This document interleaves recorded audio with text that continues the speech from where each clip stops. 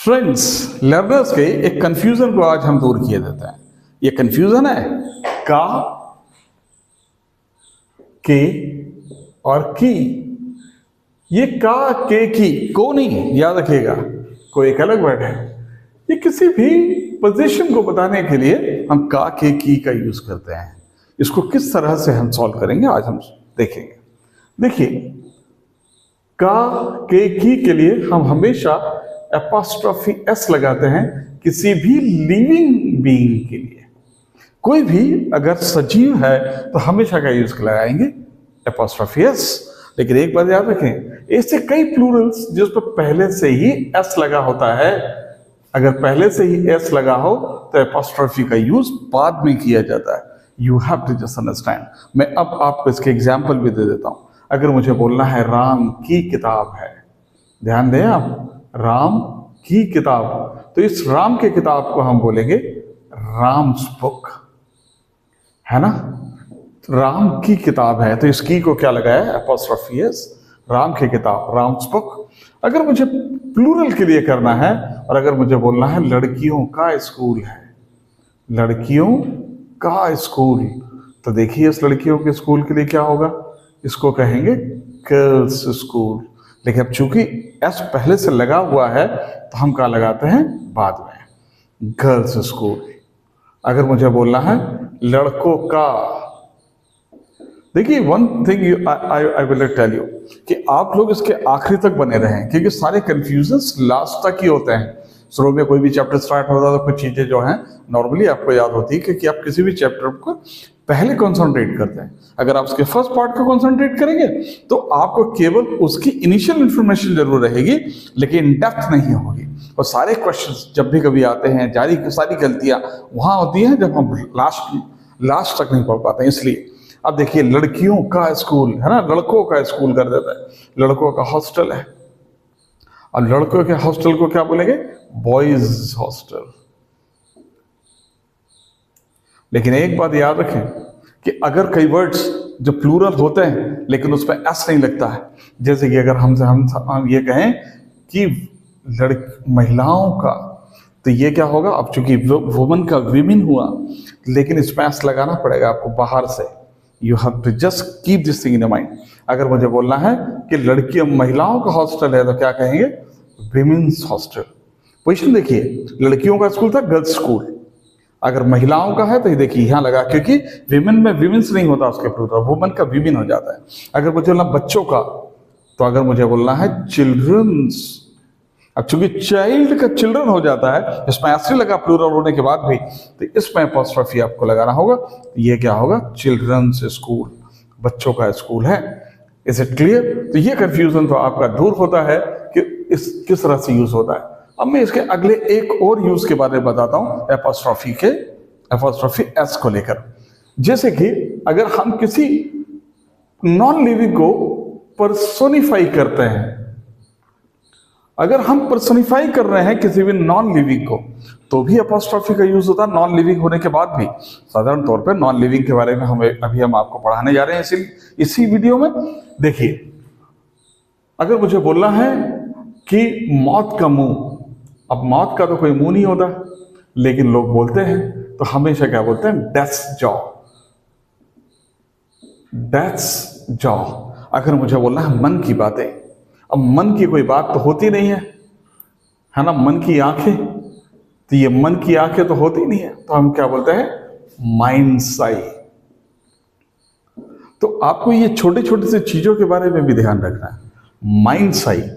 Is it clear? कभी हम and से जोड़ने वाले दो नाउन, अगर हम यहाँ पे यूज कर रहे हैं नाउन एंड प्लस नाउन, तो हम हमारे दूसरे वाले नाउन के बाद एपॉस्ट्रोफी एस का यूज करेंगे।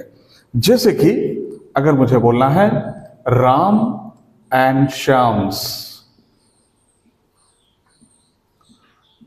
मदर, यहां पर यह हुआ कि राम और श्याम एक रियल ब्रदर्स हैं और इनकी मम्मी है, तो राम एंड श्याम्स मदर, तो एक बार में लगाया। अगर हम इसको दोनों को अलग अलग कर देते तो पता है क्या हो जाता है, राम्स एंड श्याम्स मदर, ऐसा भी संभव है। लेकिन इसमें अगर ऐसा होता है तो हम यहाँ दो मम्मियों की बात कर रहे हैं, प्लूरल, कि राम की मम्मी अलग है और श्याम की मम्मी अलग है। अगर Ram's and Shyam's mother are coming and Ram and Shyam's mother is coming, is it clear? ये किसी भी प्लूरल के लिए यूज होता है, मतलब एक ही मम्मी है। सिंगुलर के लिए यूज होता है हमेशा एक मम्मी है। Is it clear? You have to just understand कि छोटे छोटे से चीजों के बारे में भी आपके बारे में आपको पता हो कि पर्सनिफाई किया जाता है तो भी यूज होता है।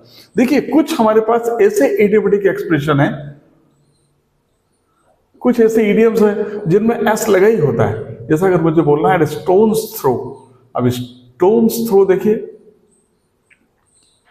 आप बोलते हैं his house is stone's throw from my house, उसका घर मेरे घर से बिल्कुल बहुत ही पास है।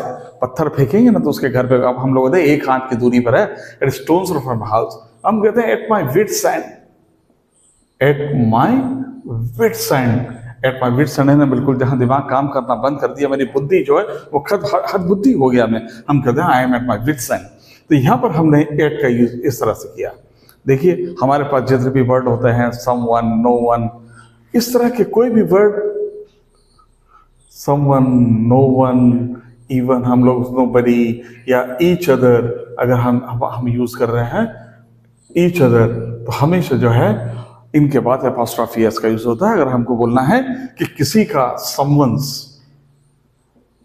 क्या बोल रहे हैं, समवंस ब्रदर्स या समवंस प्रॉब्लम, किसी और किसी की प्रॉब्लम क्या कहलाता है, समवंस प्रॉब्लम। अगर हम लोग इसी में एल्स का यूज कर दें तो फिर एल्स के बाद यूज होगा। देखिए, अगर मुझे बोलना है किसी और की, तो क्या बोलेंगे, समवन एल्सेस प्रॉब्लम।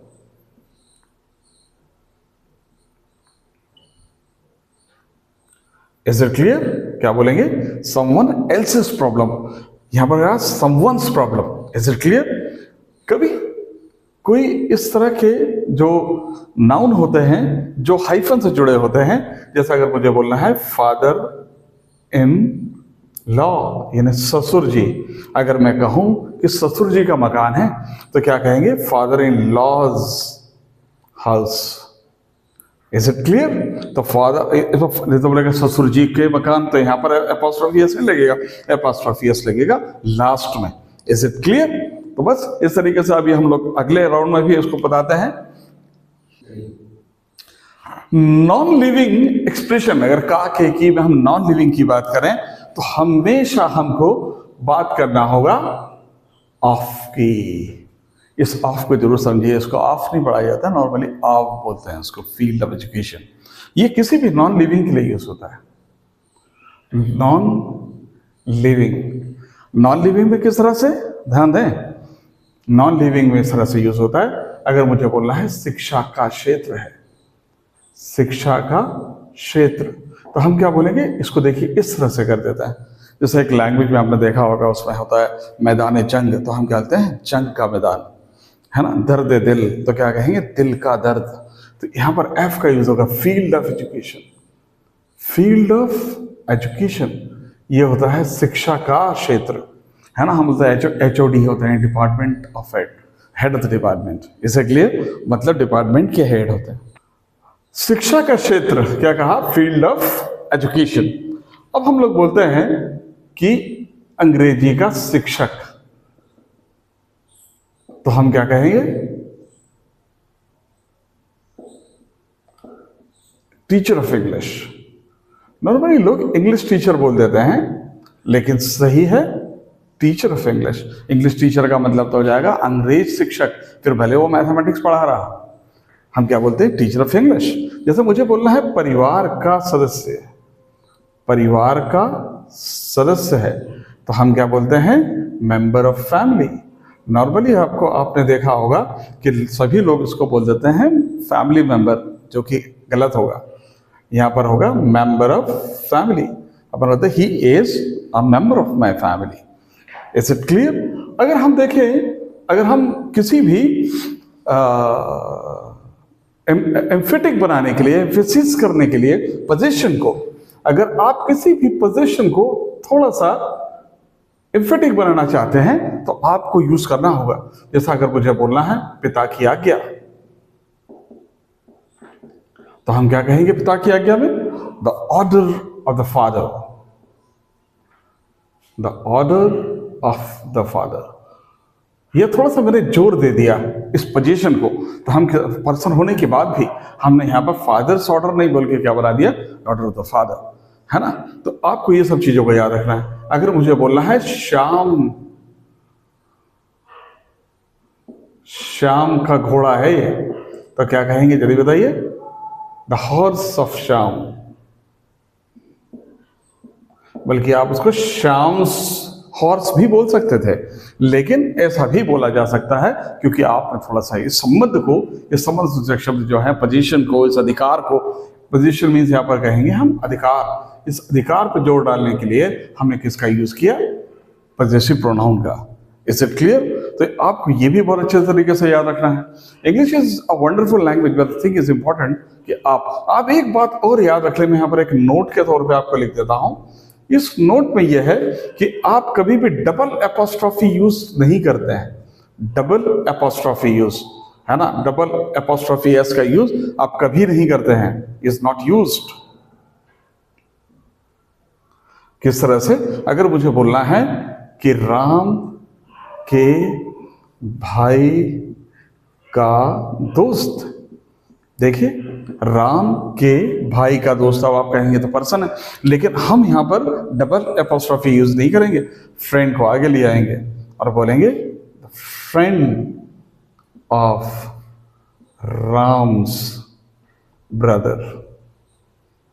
देखिए यहीं पर हम लोग करते हैं, अगर हमने ये कहते हैं कि राम्स ब्रदर्स फ्रेंड है, हमने 2 बार एपोस्ट्रोफी यूज किया है तो एरर हो जाएगा। इसलिए आप ये सोचिए, इसको भी आप हमेशा हमेशा के लिए याद रखिए। आप कभी ये मत बोलिएगा कि मेंबर ऑफ फैमिली, बल्कि सही बोला जाता है member of my family is right and family member is wrong. Is it clear? अगर हम लोग थोड़ा सा आगे बढ़े तो हम कुछ अलग एक्सप्रेशन के बारे में भी आपको बताते हैं। ये किस तरह से, जैसे कि आपको अगर कभी कंपाउंड नाउन बोलना होता है ना, कंपाउंड नाउन, तो आजकल मॉडर्न इंग्लिश में एक बहुत अच्छा यूज करते हैं कि कंपाउंड नाउन में वो डायरेक्ट उसको जोड़ देते हैं, इसमें एपोस्ट्रोफी एस वगैरह लगाने की जरूरत ही नहीं पड़ेगी।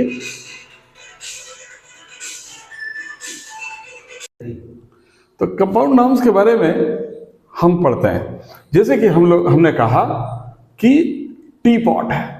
अभी टी पॉट का मतलब होता है चाय का जो बर्तन है, टी पॉट, तो इस पर कुछ लगाने की जरूरत ही नहीं, हम हाइफन भी लगा सकते हैं, हम इसको ऐसा भी कह सकते हैं टी पॉट।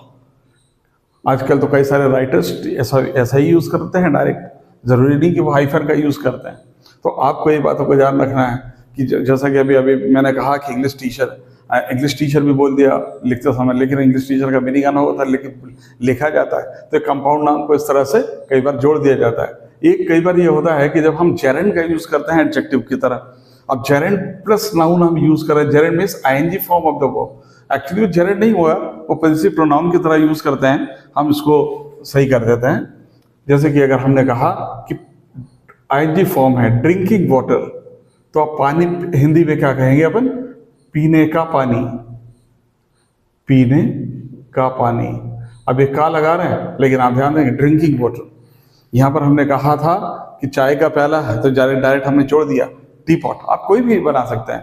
अगर मुझे बोलना है रेस्टिंग रूम है, ये मतलब रेस्ट करने वाला अगर रूम है तो हमने रेस्टिंग रूम कर दिया, ड्रिंकिंग वाटर कर दिया। इस तरह से हम आसानी से इंग्लिश को बोल सकते हैं और समझ सकते हैं। उसके खुद छोटे छोटे से फंडों को समझने की जरूरत है, बड़ा मजा आएगा ये सब चीज़ों को जानने के बाद आप लोगों को। Thank you.